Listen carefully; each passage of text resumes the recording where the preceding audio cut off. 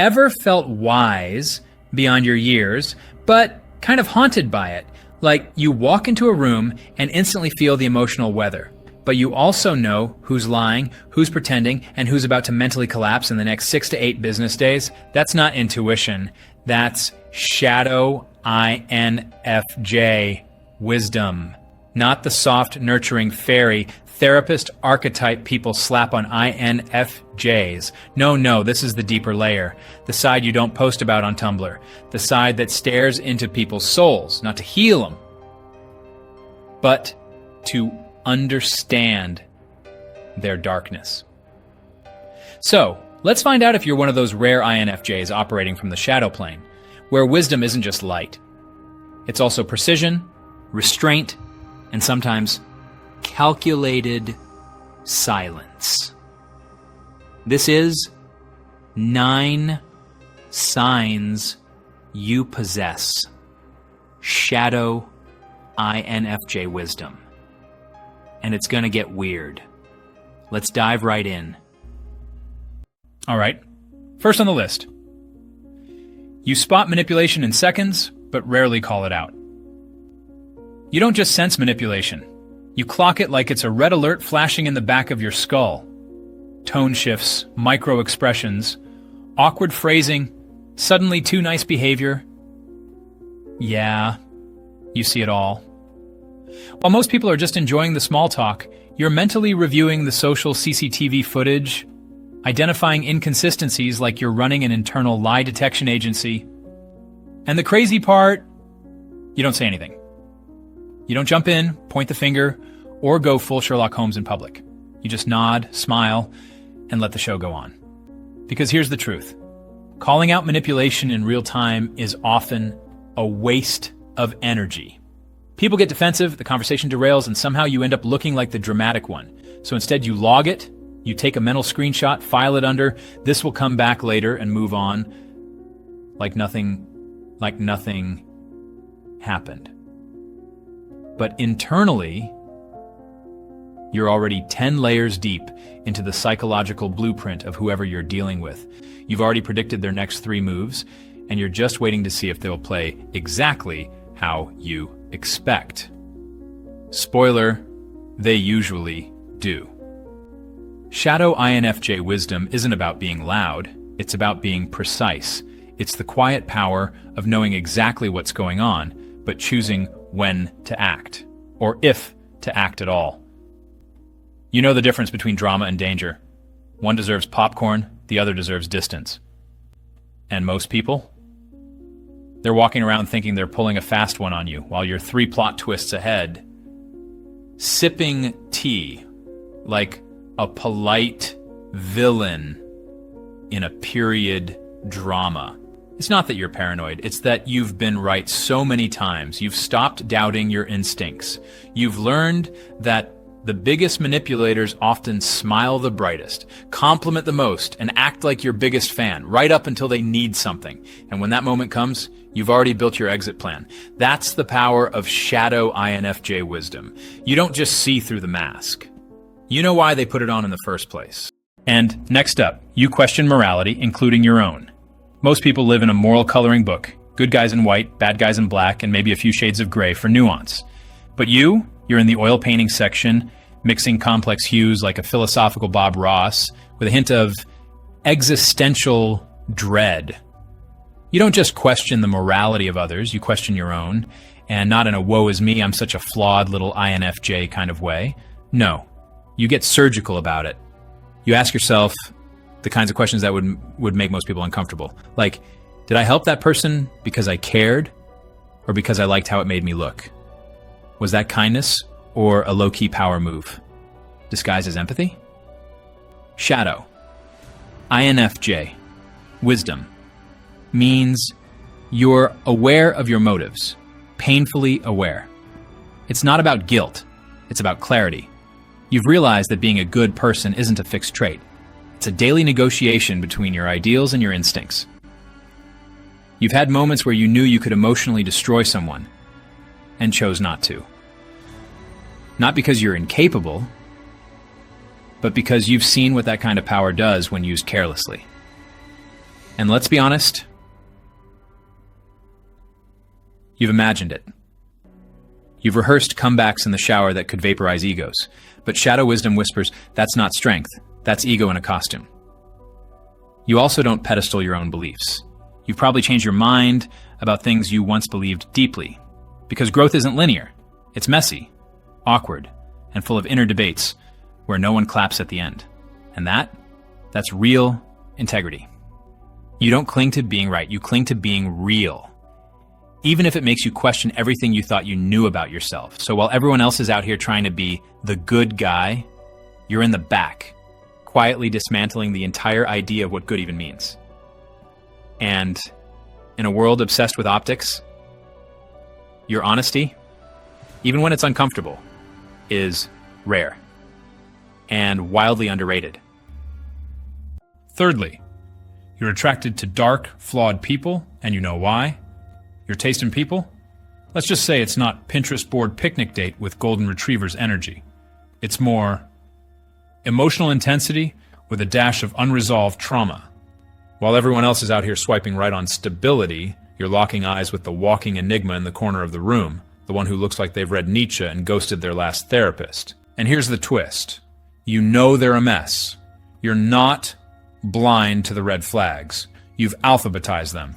But you're not drawn to their chaos. You're drawn to their depth, the unfiltered truth behind the polished mask.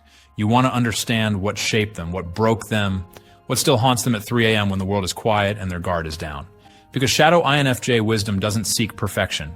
It seeks realness. Raw, flawed, beautiful imperfection. You're not interested in surface-level relationships where everyone's just performing emotional safety. You want to see the storm behind the eyes, not to fix it, not to save anyone, but to witness it, to feel that electric current of unspoken truth between two people who've both seen the dark and didn't flinch. And let's be honest, there's a part of you that finds a little thrill in the emotional labyrinth. It's like dating a puzzle box with feelings. And yes, sometimes it blows up in your face. You end up journaling at 2 a.m, sipping lukewarm tea, wondering why you're always the deep connection before someone's breakthrough or breakdown. But you never regret it. Because every flawed soul you meet teaches you something about the parts of yourself you haven't fully met yet. That's the Shadow INFJ in you. You don't fear the dark in others because you've made peace with your own. Fourthly, you've outgrown empathy. Once upon a time, you were the empathy sponge, soaking up everyone's emotions, traumas, and badly told breakup stories like your existence depended on it. Someone cried, you cried harder. Someone had a bad day, you were emotionally invested, like it was the season finale of their personal drama series. You were the go-to emotional support hotline, therapist, priest, and unpaid crisis manager rolled into one. But then, something shifted. Maybe it was burnout. Maybe it was that one person who took way too much without ever giving anything back. Or maybe it was just time. Either way, you started realizing that feeling everything isn't noble. It's exhausting.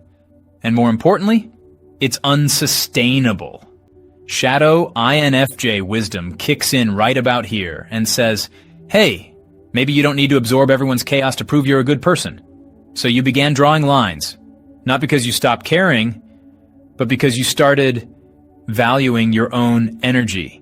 You realized that empathy without boundaries is like giving away your phone battery to everyone else until you're stuck in the middle of nowhere with 1% and no charger in sight. And let's be real. Sometimes you fake empathy now. Just a little. Not in a manipulative way, but in a, you clearly want sympathy, but I know you're not actually doing anything to help yourself kind of way. You've become emotionally selective. You assess whether someone is truly in need, or just addicted to being the main character in a never-ending pity party. And if it's the latter, you're out. Shadow INFJ Wisdom has taught you that real compassion sometimes looks like walking away. You no longer see empathy as your identity. It's a tool now, something you choose to use when it's actually going to make a difference. You're not cold. You're calibrated. You've leveled up from emotional martyr to spiritual strategist. And that, my friend, is how you went from emotional sponge to boundary boss. Fifthly, you can mirror people to disarm them. Have you ever found yourself subtly matching someone's energy without even thinking about it? Like if they're quiet and introspective, suddenly you're the world's calmest monk. If they're loud and animated, you turn into a charismatic talk show host with jokes locked and loaded. You're not copying them. You're syncing, or it's like Bluetooth, but make it psychological. This isn't just social chameleon behavior. This is mirroring. And when you do it, it's not for approval.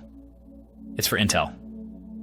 Shadow INFJ Wisdom uses mirroring as a strategic tool, not to be liked, but to learn. Because when people see themselves in you, they relax, their guard drops, they start revealing things they don't even mean to say. And you're just nodding, taking mental notes like a low-key psychic therapist with a degree in emotional espionage. Here's where it gets even weirder. Most people think they're finally connecting with you when you do this. Like really connecting. Meanwhile, you've told them nothing about yourself, not a single personal detail. They leave the conversation thinking you're soulmates. And you leave with a fully updated psychological profile. Win-win, sort of. But here's the kicker. It's not fake. You're not manipulating. You're reflecting what they need to feel safe, what they need to feel seen. That's what makes it powerful and a little terrifying. You can literally become the mirror people crave without losing your own identity, because deep down, you know exactly where your reflection ends and you begin. Shadow INFJ Wisdom lets you step into someone's world without fully unpacking in it. You walk in, feel the emotional temperature, match it, and walk out without leaving a trace, like a ghost in a therapy session, quiet, observant, unforgettable. 6 on the list. You play dumb, strategically. You ever acted like you didn't know something just to see what someone would do next? Yeah, that wasn't naivety. That was theater. Welcome to the subtle art of strategic stupidity, INFJ edition. You've mastered the poker face. You ask innocent-sounding questions like, "Oh, really? What happened next?" Even though you already know the ending, the deleted scenes, and the behind-the-scenes drama. You're not gathering information. You're testing intentions. Because when you pretend not to know, people show you who they really are when they think they're not being watched. It's not manipulation, it's reconnaissance. It's the emotional equivalent of leaving the door unlocked just to see who tries to sneak in. And the best part? People underestimate you wildly. They mistake your silence for cluelessness, your nodding for agreement, your kindness for passivity. Meanwhile, you're building a psychological dossier in your mind, like an FBI profiler on caffeine. And yes, sometimes you let them lie, not because you believe them, but because you want to see how far they'll take it. Will they lie confidently? Will they contradict themselves in 5 minutes? Will they project, deflect, gaslight, or overshare? You sit back, smile, and watch the show. Shadow INFJ Wisdom knows the power of not reacting, of pretending to miss the subtext when you're actually reading between the lines in 5 different fonts. You don't need to prove how smart you are. That's the trap. You let people believe whatever makes them comfortable while you quietly hold all the data. And when the time comes to act, you don't have to explain a thing. Because playing dumb isn't about fooling others. It's about letting them fool themselves. 7thly, you don't believe in good or evil, only depth. You've probably noticed this already. Your brain doesn't do well with black and white thinking.